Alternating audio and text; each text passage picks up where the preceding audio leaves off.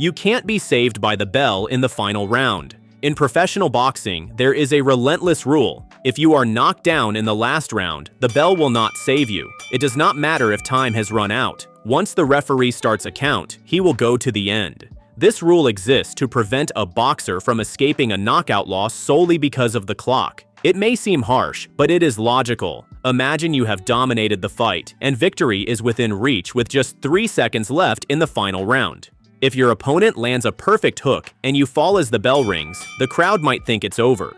But the referee continues the count, and if you are not on your feet by 10, the fight is over and you lose by knockout. This rule changes the end-of-fight strategy completely. A boxer ahead on points must stay focused until the very last action, simply holding on until the bell is not enough. One poorly anticipated punch can reverse the outcome, and coaches know this, often shouting at their fighters to keep their guard high and avoid unnecessary exchanges in the final seconds. Historically, this rule has led to spectacular reversals. Fighters who seemed certain to win have collapsed in the final moments, counted out while the bell had already sounded. These moments remain in the record books as reminders that boxing does not forgive even the slightest lapse in vigilance. The referee's role is central. The moment a knockdown occurs, he must immediately send the standing boxer to a neutral corner and begin the count. The official timer does not stop him. He cannot be distracted by the bell or the crowd. His mission is to ensure that the downed fighter can rise and continue safely. For the boxer on the canvas, it is a double challenge, fighting pain and physical imbalance while knowing that the round has ended. The mental pressure is enormous because he must get up not only to continue, but also to avoid public humiliation. For the spectator, this situation is often confusing. Commentators have to explain that as long as the count is not complete, the fight is not over, even if the clock shows 0. This creates moments of extreme tension where everything can turn in an instant. The referee can stop a fight if the crowd gets too rowdy. In boxing, people often assume that nothing can stop a fight outside of a knockout or serious injury. Yet, a referee can halt or suspend a match if the crowd becomes dangerous. This includes fights in the stands, excessive noise, or any audience behavior that directly threatens the safety of fighters and officials. This is not theoretical. Real incidents have forced referees to make this radical decision. When the crowd starts throwing objects or invading the area around the ring, the fight becomes uncontrollable. Even fighters can lose focus in these conditions, increasing the risk of injury. A notable example occurred during tense matches where supporters of both camps were only a few meters apart. Tension rises, insults fly, and sometimes bottles or chairs are thrown. The referee has no choice. He stops the fight, calls security, and waits for the situation to calm before resuming. This rule exists to protect the integrity of the sport. In boxing, a referee's decisions must safeguard the fighters above all. In extreme cases, the referee can even suspend the fight permanently and declare a no contest. It is rare, but it has happened, particularly in venues where law enforcement could not guarantee safety after disturbances. Better a canceled fight than a tragedy in the ring or stands. If chaos in the stands threatens the order of the fight, the referee has a duty to act, even if it displeases the spectators. For the boxers, this can be unsettling because it can shift them from maximum focus to a forced pause. This situation can break their rhythm or disrupt an offensive flow. Even worse for the fighter leading on points, it can give a breather to his opponent, especially if he is in serious trouble. Every unexpected second of pause becomes a strategic factor. Spitting out your mouthguard on purpose is illegal. In boxing, a mouthguard is mandatory to protect teeth, the jaw, and limit concussion risk. Some fighters have tried to use it strategically.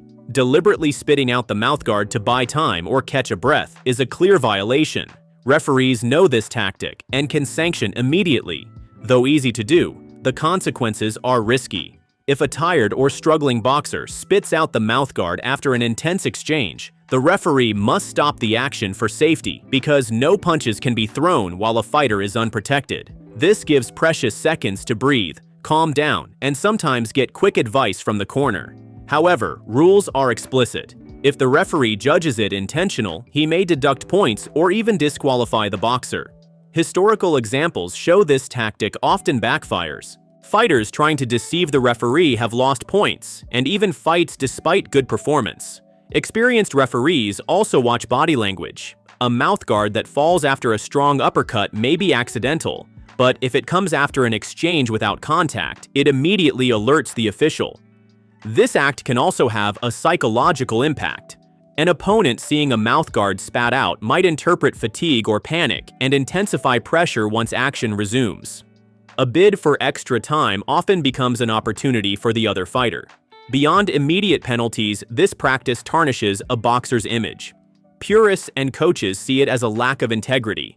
Even exhausted, a boxer must manage effort legally.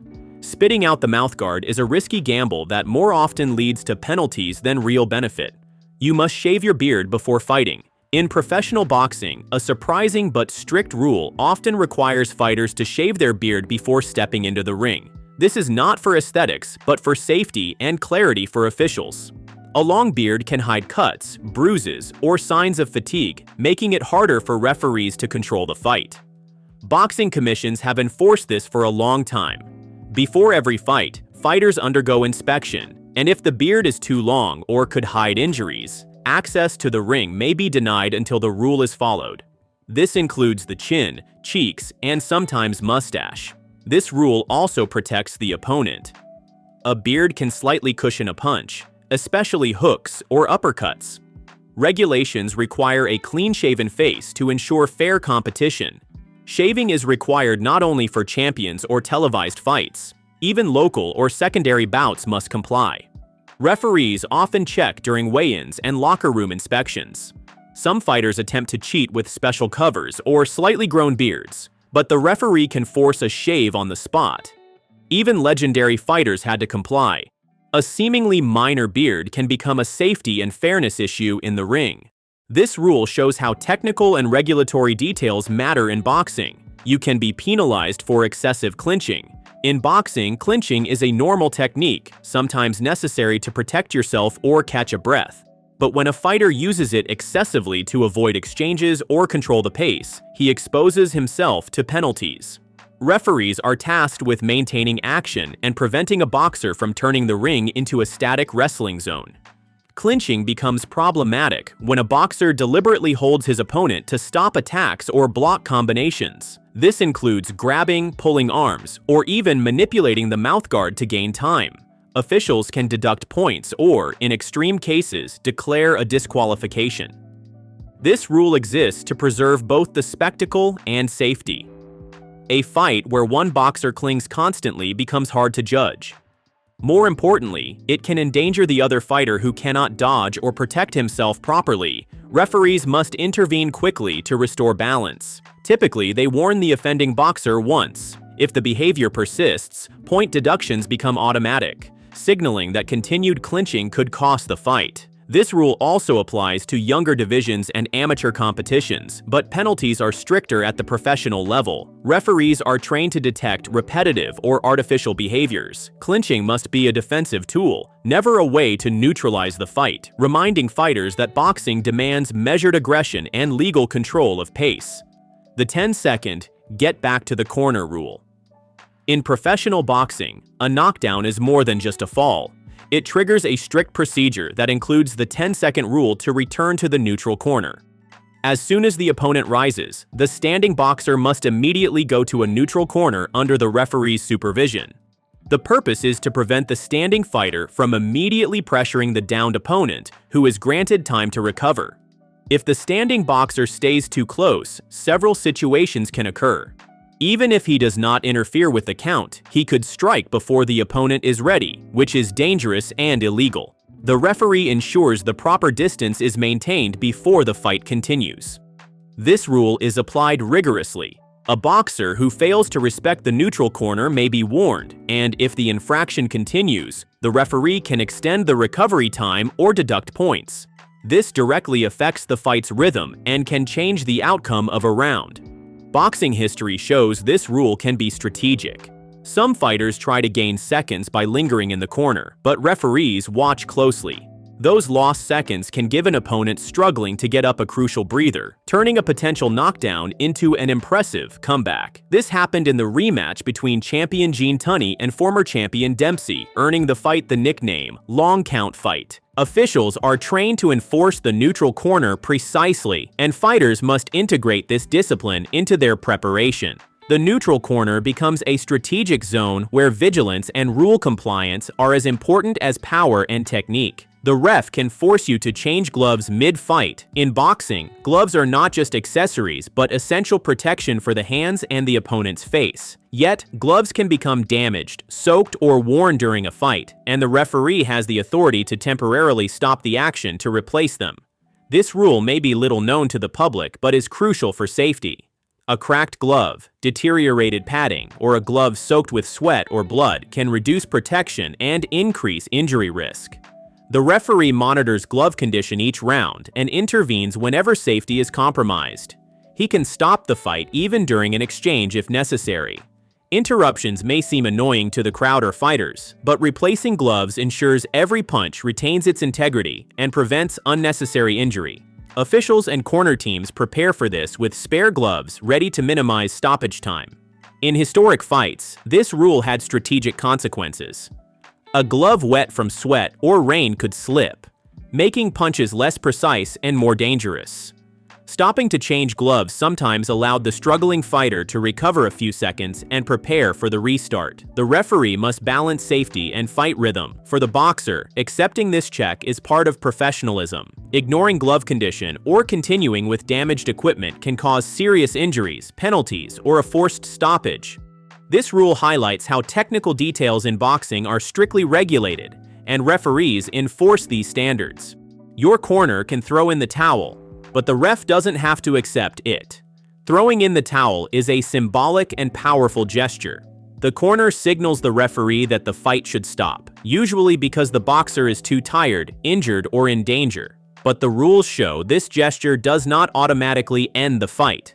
The referee retains the final decision and may refuse the towel if he believes the boxer can continue safely.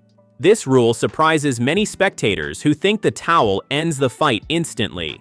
In reality, the referee evaluates the boxer's physical and mental condition before making a final decision. He observes posture, breathing, responsiveness to instructions, and defensive ability. If all criteria are met, he may ignore the towel and allow action to continue. Historically, this power has saved spectacular fights. Boxers whose corners wanted to stop the match have sometimes found a second wind and turned the fight around. The thrown towel becomes information for the referee, not an automatic conclusion. The corner's role remains central. Coaches know their fighter best and can anticipate dangers invisible to the public. They signal to protect their champion from serious injury, yet ultimate responsibility on the ring belongs to the referee, who alone decides whether the fight continues. This situation can create tense moments. The boxer hears the towel, sees concern in his corner, and must decide in seconds if he can continue. The referee communicates calmly, gives instructions, and assesses each reaction. Ignoring the towel is rare but dramatic and can determine the outcome of the entire fight.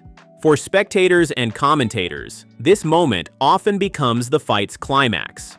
The tension is extreme because the towel signals a possible surrender while the fight can still continue. Every second of this standoff between the boxer's will and the referee's judgment becomes decisive.